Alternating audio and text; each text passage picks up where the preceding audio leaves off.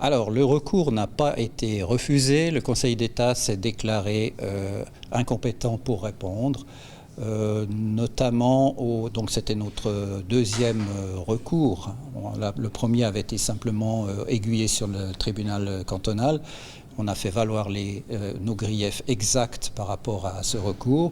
Et là, le Conseil d'État se déclare incompétent pour des raisons d'économie, d'action judiciaire.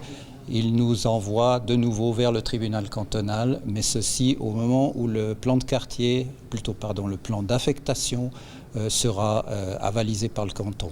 À ce moment-là, la voie de recours est ouverte pour aller devant le tribunal cantonal. Alors tout d'abord, pour la suite, on se doit d'attendre la réponse du Conseil d'État concernant le plan d'affectation de la Ceuta. Cette réponse, elle peut être soit une acceptation, le plan d'affectation est accepté, approuvé par le Conseil d'État, soit il est refusé. C'est une option possible aussi, on ne sait pas.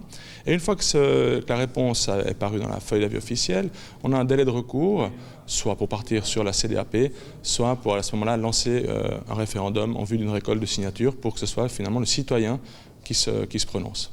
J'imagine que votre cœur balance plutôt pour la seconde solution. Démocratiquement parlant, c'est clair qu'un référendum, ça traduit vraiment la volonté du citoyen.